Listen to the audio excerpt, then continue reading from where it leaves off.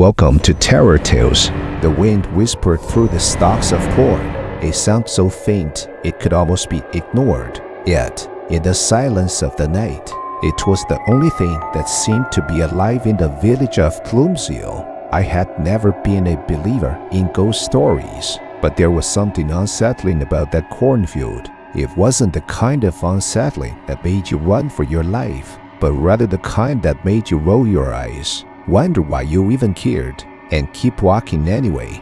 I had lived in Gloomsville my entire life, and if you asked anyone, they'd say the most frightening thing about our village was the lack of excitement. The village was small, too small to be marked on most maps, with only a handful of streets, a general store that sold stale bread and overpriced milk, and of course, the infamous cornfield. It wasn't a big cornfield by any stretch of the imagination, but it was large enough to cast long, eerie shadows as the sun set. The kids used to dare each other to run through it at night, claiming the ghosts of the old farmers who once owned the land haunted the place. I always found those stories amusing, though I never participated in the dares. After all, I had better things to do with my time, like not getting lost in a cornfield.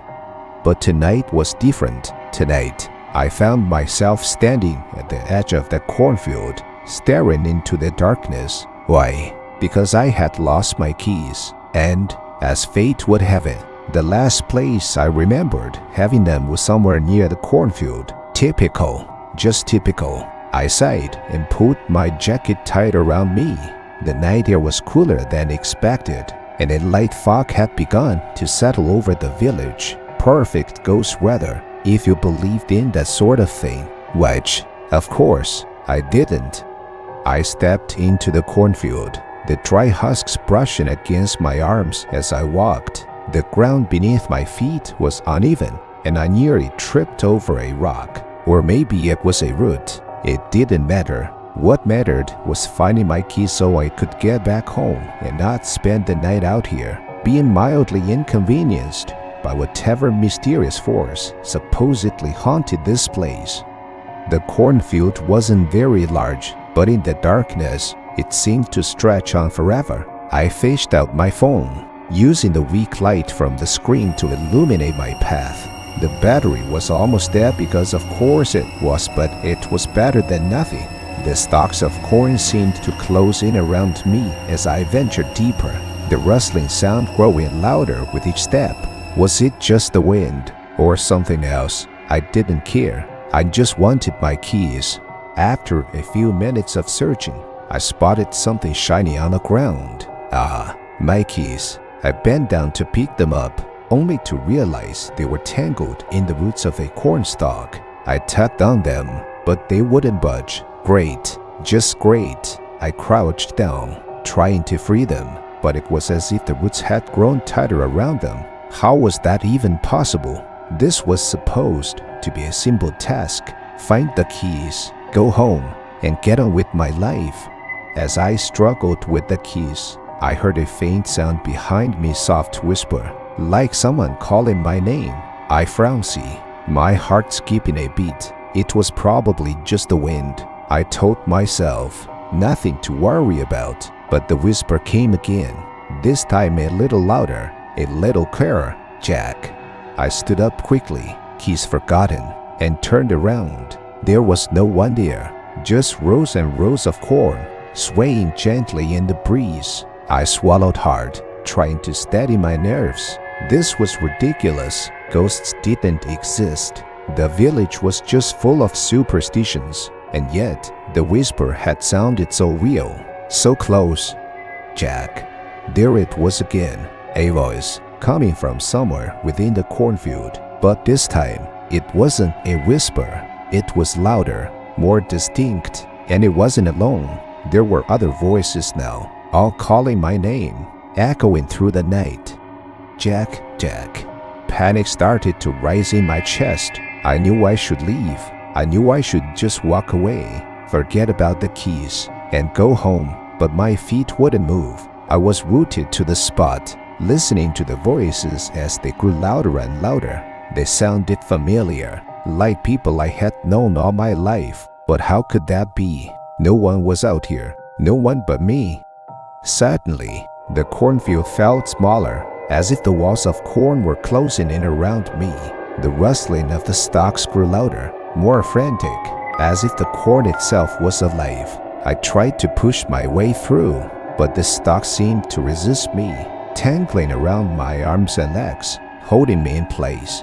The voices were all around me now, whispering, laughing, mocking me. "Jack, why did you come here? You shouldn't have come here." I tried to scream, but the sound caught in my throat. I could feel the corn tightening around me, pulling me down into the earth. My phone slipped from my hand, the screen going dark as it hit the ground. And then, just as suddenly as it had begun, everything stopped. The voices fell silent, the corn released its grip, and I was left standing in the middle of the field, alone. I stumbled backward, my heart pounding in my chest. The fog had thickened, and I could barely see a few feet in front of me. But I didn't care. I needed to get out of there. I needed to get home. I turned and ran, not caring where I was going, as long as it was away from that cornfield. When I finally emerged from the corn, I was breathless, my clothes torn and dirty. I didn't stop running until I reached my front door, fumbling with the spare key hidden under the doormat. I slammed the door behind me, leaning against it as I tried to catch my breath. It was only then that I realized I was still holding something in my hand. I looked down and saw my keys, now freed from the roots that had held them. I didn't remember picking them up. I didn't remember anything after the voices had started, but somehow I had them. I didn't sleep that night. I sat by the window, watching the cornfield from a distance, waiting for anything to happen. But the night passed quietly, uneventfully. The voices didn't return, and the cornfield remained still. Maybe it had all been in my head. Maybe I had just imagined it. But the next morning, as I walked past the cornfield on my way to the store, I noticed something strange. The ground where I had been standing the night before was disturbed, as if something had been dug up. And there, in the center of the disturbed earth, was a small pile of keys. Not just my keys, but dozens of them, rusted and old, as if they had been there for years. I didn't stop to examine them. I didn't want to know whose keys they were, or how they had ended up there. I just kept walking, pretending I hadn't seen anything at all. Because in Gloomsville, the cornfield wasn't haunted by vengeful spirits or malevolent ghosts. No, it was haunted by something far worse, as something that thrived on the mild inconveniences of life, trapping its victims in a never-ending cycle of frustration and confusion. And now, it had my keys. It's a bit of an overstatement, really. The name, the slightly creepy Post Office of Doom was what everyone in the village called it. But in truth, it wasn't particularly creepy, and there wasn't much doom about it. If anything, it was more inconvenient than anything else. The building stood at the edge of town, a squat, old structure with peeling paint and a sign that had seen better days. I'm not sure who started calling it by that ridiculous name, but it stuck. And now here I was, standing in front of it on a dreary Tuesday afternoon. The weather matched my mood: gray, overcast, and threatening rain. I had a package to pick up, something I'd ordered online weeks ago. I could have sworn I'd asked for it to be delivered to my house, but no, the email notification had insisted that it was waiting for me at the post office. So here I was, dragging my feet to collect it. The bell above the door jingled as I pushed it open. The sound almost lost in the thick, musty air. The inside of the post office was as unremarkable as the outside. Old wooden counters, faded posters on the walls, and a smell that could only be described as a mix of dust and stale paper. It was exactly what you'd expect from a post office in a small, forgotten village. "Hello," I called out, my voice echoing slightly in the empty space. There was no response. The place seemed deserted, which was odd considering it was the middle of the afternoon. I wandered over to the counter, glancing around for any sign of life. A small bell Saturday on the counter, the kind you're supposed to ring for service. I gave it a hesitant tap, the sound sharp and out of place in the quiet room. "Be right with you," a voice called from the back, startling me. I hadn't expected anyone to actually answer. The voice was strangely deep, gravelly, and a bit too cheerful for a post office employee. I waited, tapping my fingers on the counter, and after what felt like an eternity, a man appeared from a doorway behind the counter. He was tall and thin, with a pale, almost waxy complexion. His eyes were sunken, and his hair was a greasy shade of gray. He smiled at me, but it didn't reach his eyes. "How can I help you?" he asked, his voice still carrying that unsettling cheerfulness. "I'm here to pick up a package," I said, trying to ignore the uneasy feeling that was creeping over me. Yes," he replied, nodding slowly. "A package. Of course, just give me a moment." He turned and disappeared through the doorway again, leaving me alone with my thoughts. The place was giving me the creeps, and I couldn't quite put my finger on why. It wasn't the dim lighting or the stale air. It was something else, something I couldn't quite explain. Maybe it was the way the man had looked at me, or the way his voice seemed too cheerful for such a dreary place. Minutes passed, and the man didn't return. I shifted uncomfortably, glancing around the room. There were no clocks on the walls, no signs of the passage of time. I checked my phone, but the screen was blank, no service. Typical. I considered leaving, just walking out and forgetting about the package altogether. But something held me, their curiosity, maybe, or just plain stubbornness. I rang the bell on the counter again, the sound jarring in the silence. "Hello," I called out. "Is anyone there?" No answer. I leaned over the counter, trying to get a better look into the back room, but all I could see was darkness. The uneasy feeling was growing stronger now, a knot of anxiety tightening in my chest. Something wasn't right. I knew it, but I didn't want to admit it. "Excuse me," I tried again, my voice louder this time. "I really need to get going. Can't you bring my package, please?" Still nothing. I was about to give up and leave when I heard a faint sound, a whisper, almost too quiet to hear. It seemed to come from somewhere behind the counter, from that dark, shadowy doorway. I strained to listen, but the sound faded away as quickly as it had come. My pulse quickened, and I found myself stepping around the counter, drawn toward the doorway. "Hello," I called out once more, my voice trembling slightly. I don't know why I did it. I don't know why I didn't just turn around and walk out of that post office. Maybe it was the same curiosity that killed the cat. Or maybe it was something else, something more sinister. Whatever it was, I stepped through the doorway and into the darkness beyond. The back room was cold, much colder than the front of the post office. The air was heavy, thick with the scent of dampness and decay. My footsteps echoed on the wooden floor as I made my way deeper into the room, the dim light from the front barely reaching this far. "Hello," I whispered again, though I wasn't sure who I was talking to anymore. The room seemed to stretch on forever, far larger than the building should have allowed. Shelves lined the walls, filled with old, dusty boxes and packages that looked like they hadn't been touched in years. Cobwebs hung from the ceiling, and the floor creaked under my weight. In the distance, I thought I saw a figure, a shadow moving between the shelves. My heart skipped a beat, and I hesitated. It could have been the man from before, but something about the way it moved didn't seem right. It was too fluid, too smooth, like it was gliding rather than walking. "Who's there?" I called out, trying to keep my voice steady. No answer. The figure vanished behind one of the shelves. and I was left standing alone in the cold, dark room.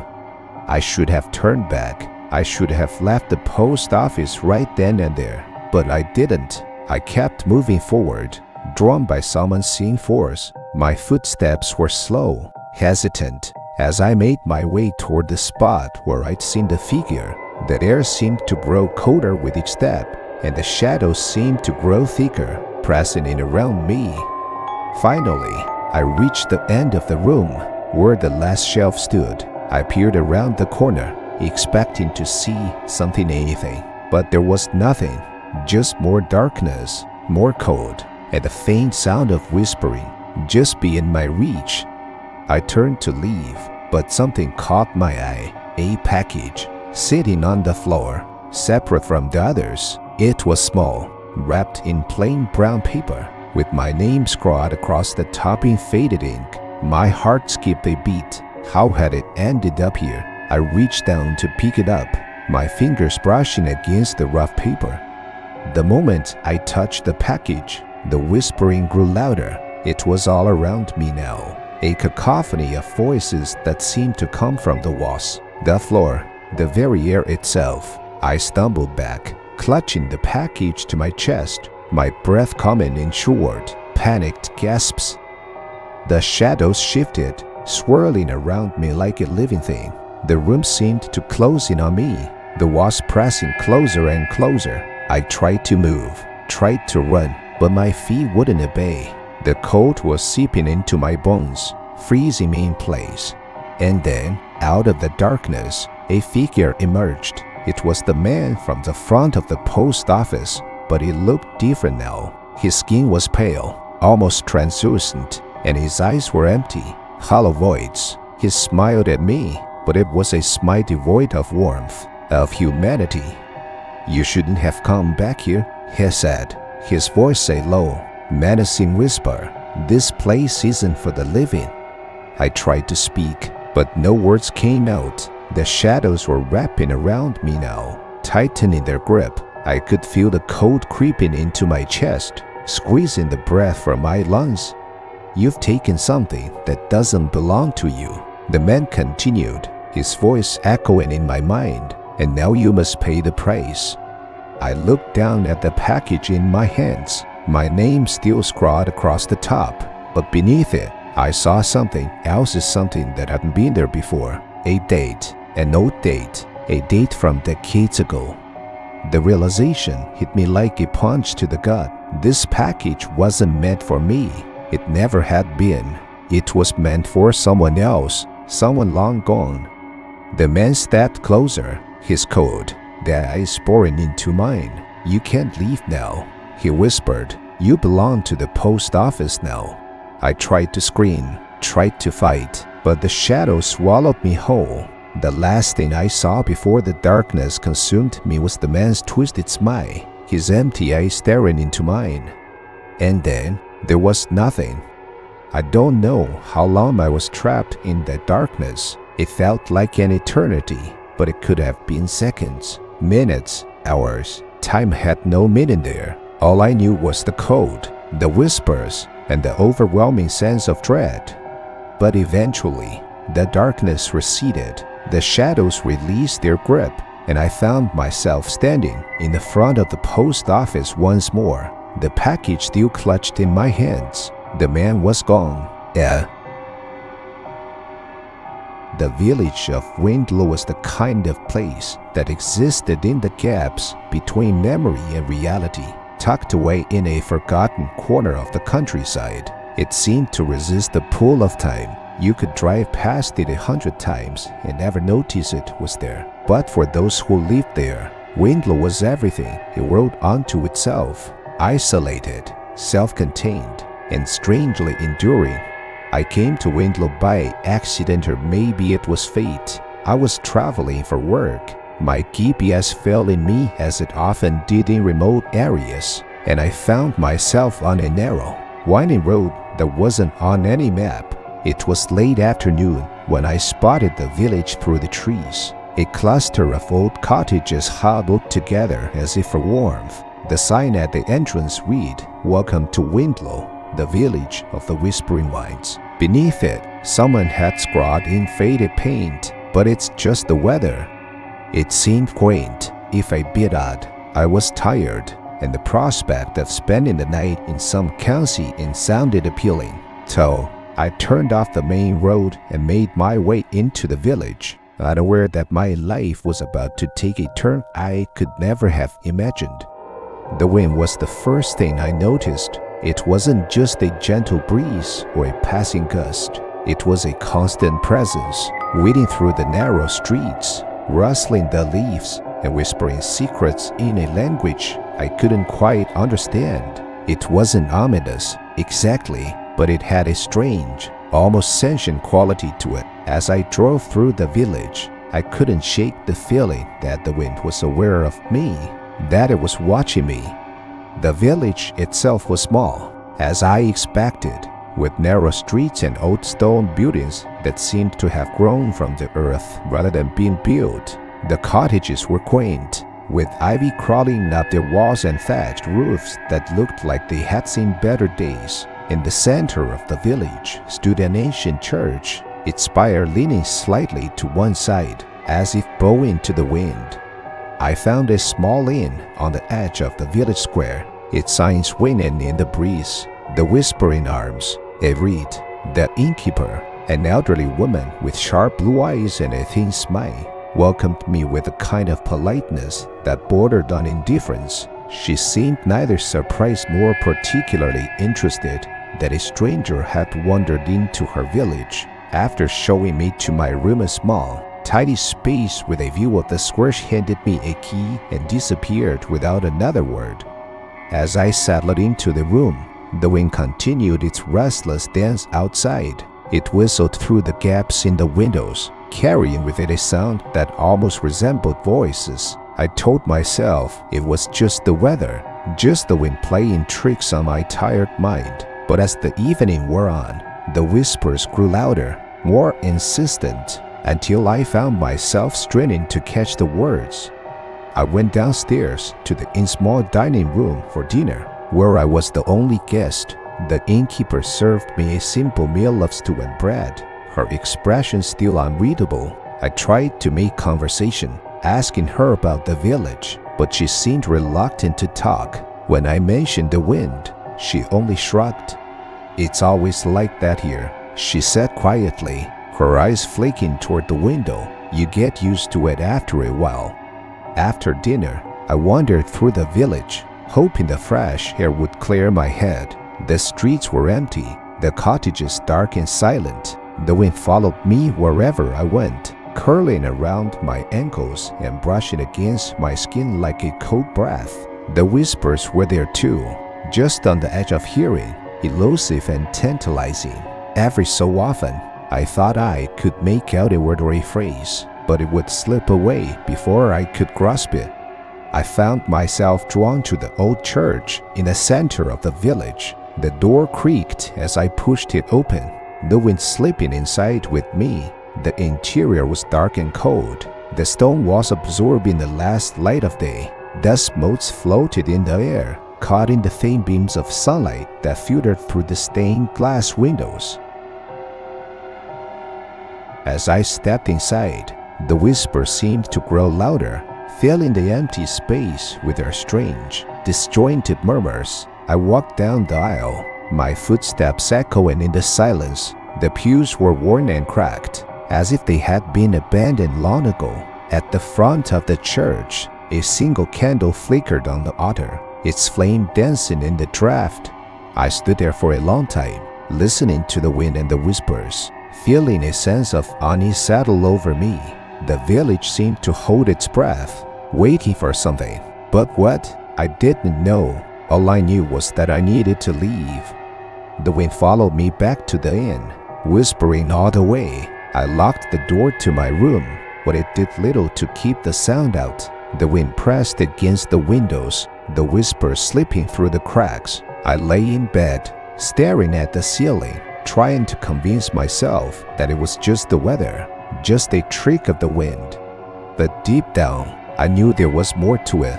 There was something in Windlow, something old and forgotten, buried beneath the surface of the village. The wind knew. It whispered its secrets to those who would listen, but I wasn't sure I wanted to hear them. I didn't sleep that night. The wind wouldn't let me. It howled and moaned, shaking the windows and rattling the door. The whispers grew louder, more distinct, until they filled the room. They weren't just voices anymore. They were words, phrases, warnings. I couldn't understand them, but I could feel their urgency, their desperation. I wanted to leave, to get in my car and drive away from Windlow as fast as I could, but something held me there, some invisible force that kept me rooted to the spot. The wind wrapped itself around me, holding me in place, whispering its secrets in my ear. When morning finally came, the wind died down, but the whispers remained. They were quieter now, more distant, but they were still there, lingering in the corners of my mind. I packed my bags and left the inn, determined to get out of the village before anything else happened. As I drove away, the wind picked up again, chasing me down the narrow road, whispering all the while. The village of Windlow faded into the distance, but the whispers followed me, clinging to the edges of my thoughts.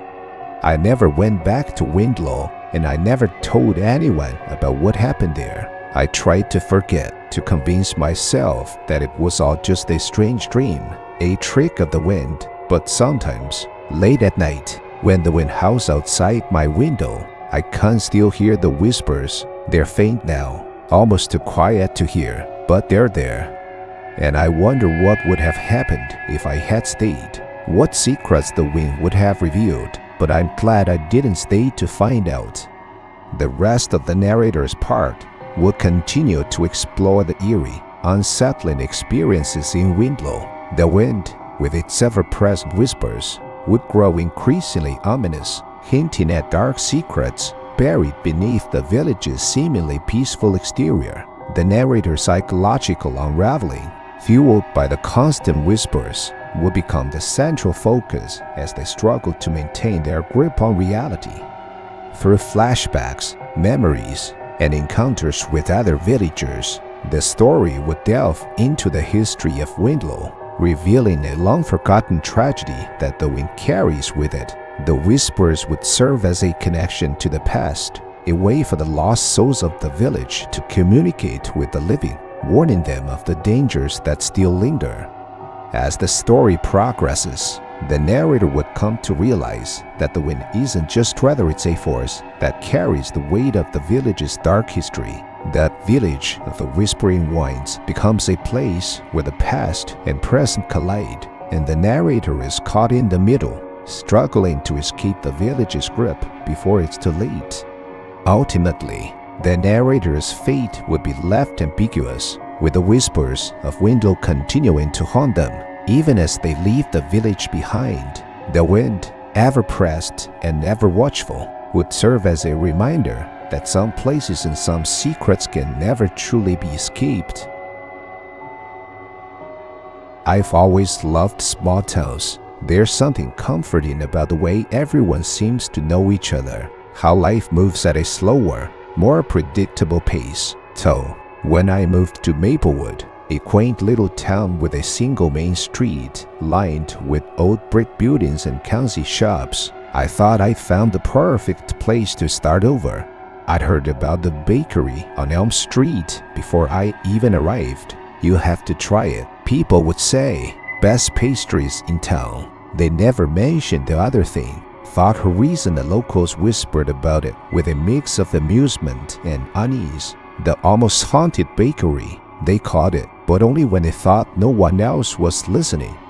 I didn't believe in ghosts, at least not the kind that haunt bakeries. And yet, when I found myself standing in front of the small, unassuming shop one chilly autumn morning, I couldn't shake the feeling that there was something different about the place. The windows were fogged up from the warmth inside, and the scent of freshly baked bread and sugary pastries wafted through the cracks in the old wooden door. It was inviting, cozy even, but there was an oddness to it, a slight hesitation in the air. The sign above the door read "Sweet Delights" in faded, hand-painted letters. It looked like it hadn't been updated in decades, and the building itself had a kind of worn-down charm that only added to its character. I pushed open the door, and a small bell tinkled, announcing my arrival. Inside, the bakery was warm and bright. The walls painted a cheerful yellow. The display case was filled with an array of pastries, croissants, danishes, muffins, all arranged with care. The woman behind the counter looked up as I entered, and I was immediately struck by her appearance. She was older, maybe in her late 60s, with silver hair tied back in a neat bun and a face that carried the lines of a lifetime of smiles. Her eyes were sharp, almost too sharp, like she could see right through me. "Good morning," she said, her voice warm and welcoming. "What can I get for you?" I hesitated, glancing around the bakery. It looked normal enough. There was a small seating area by the window, with a couple of tables and chairs. A radio played soft music in the background, blending with the quiet hum of the oven in the back. Nothing out of the ordinary, except for that feeling, that sense that something wasn't quite right. "I've heard great things about this place," I said, trying to shake off the strange sensation. "I knew it in town. Just thought I'd stop by and see what all the fuss is about." The woman smiled, a genuine smile that reached her eyes. "Well, you've come to the right place. Everything here is made fresh daily. What can I get for you?" I ordered a coffee and a croissant, and she moved with practiced ease, preparing my order while keeping up a friendly conversation. Her name was Mrs. Whitaker, and she'd been running the bakery for as long as anyone could remember. The town had changed over the years, but Sweet Delights had stayed the same, a constant presence in a world that seemed to move too fast. As I sat her down by the window, sipping my coffee and nibbling on the croissant, which was, as promised, delicious, I noticed something odd.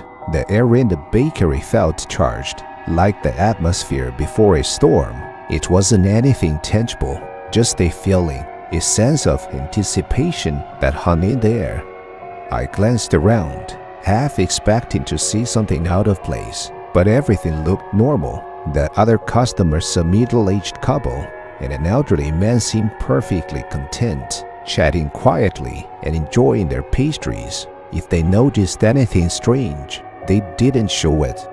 I finished my coffee and stood to leave, but as I reached for the door, something stopped me. A soft, barely audible whisper, like someone was standing just behind me, speaking in a voice too quiet to make out. I turned, expecting to see Mrs. Whitaker or one of the other customers, but there was no one there. The bakery was as it had been, warm and welcoming, with the scent of fresh bread filling the air. "Is everything all right there, Mrs. Whitaker's voice startled me, and I turned to see her watching me with that same sharp, knowing gaze. I forced a smile. "Yeah, just thought I heard something. Must be my imagination." She nodded, but there was a flicker of something in her eyes, amusement, maybe, or something deeper. "It's an old building," she said, almost as if she were sharing a secret. "Sometimes it makes noises, nothing to worry about." I left the bakery, the bell tinkling softly as the door closed behind me. As I walked down Elm Street, I couldn't shake the feeling that I just missed something, like I'd been on the edge of discovering a secret but had turned away at the last moment. Over the next few weeks, I found myself returning to Sweet Delights more often than I intended. There was something about the place that drew me in, something that lingered in the back of my mind, refusing to be ignored. The pastries were excellent, of course, but it was more than that. It was the atmosphere, the way the bakery seemed to exist in its own little world, separate from the rest of the town. And then there were the whispers. I started hearing them more frequently, soft and indistinct, like a conversation happening just out of earshot. At first, I dismissed them as my imagination, but they became harder to ignore. They seemed to follow me, growing louder when I was alone in the bakery, fading into the background when others were around. One afternoon, after finishing my usual coffee and croissant, I decided to stay a little longer. The bakery was quiet, with only a couple of customers lingering over their tea. Mrs. Whitaker was busy in the back, and I found myself alone at my table by the window. That's when I heard it again, louder this time, a whisper, clear and distinct, like someone was standing right behind me. I frowned, my heart pounding in my chest, and slowly turned around. No one was there, but the whisper continued, soft and insistent, and this time I could make out a word: help. I stood up, my chair scraping against the floor, and the whisper stopped abruptly, leaving an eerie silence in its wake. My hands were shaking, and I could feel the blood rushing in my ears. This wasn't my imagination. Something was happening in this bakery, something I couldn't explain. I glanced toward the back of the shop, where Mrs. Whitaker was bustling around, completely unaware of what I had just experienced. Or maybe she knew, maybe she had always known. The whispers haunted me after that day. I heard them in the bakery, yes, but they followed me home as well, slipping into the quiet corners of my apartment, invading my thoughts. They weren't constant, but they were always there, waiting, just on the edge of hearing. One evening, after another restless night of whispers and half-formed dreams, I decided to confront Mrs. Whitaker. I couldn't go on like this, haunted by something I couldn't see, couldn't understand. I needed answers. The bakery was empty when I arrived, the bell above the door ringing out in the stillness. Mrs. Whitaker looked up from behind the counter, her eyes narrowing slightly as she saw me. Back again, there, she asked, her voice as warm as ever, but there was an edge to it now, a tension that hadn't been there before. I nodded, trying to keep my voice steady. I need to ask you something, Mrs. Whitaker. She tilted her head, her expression unreadable. Oh, and what would that be? I took a deep breath, the words tumbling out before I could stop them. The whispers, I've been hearing them. I know there's something going on here, something you're not telling me. For a moment, she said nothing, just stared at me with those piercing eyes. Then she sighed, a long, slow exhale that seemed to carry the weight of the world. I was wondering when you'd figure it out, she said softly, almost to herself. I blinked, taken aback. It's true. This place, it's haunted. Mrs. Whitaker shook her head slowly. Not haunted. No, not exactly. Well, it's hard to explain. This bakery, it has a way of holding on to things, memories, emotions, echoes of the past. The whispers you hear, they're just that, echoes. Echoes of what? I asked, my voice barely above a whisper. She hesitated, then gestured for me to sit down. I did, and she took a seat across from me, her hands folded neatly on the table. Many years ago, she began, her voice quiet and measured. This place was different. It wasn't always a bakery. It was a house, a home, and a lot of life passed through these walls. Love, loss, joy, sorrow, all of it left its mark. When I took over this place and turned it into a bakery, I didn't realize what I was stepping into. She paused, her gaze drifting toward the window, as if she could see the past playing out before her eyes. The whispers you hear, the remnants of those who,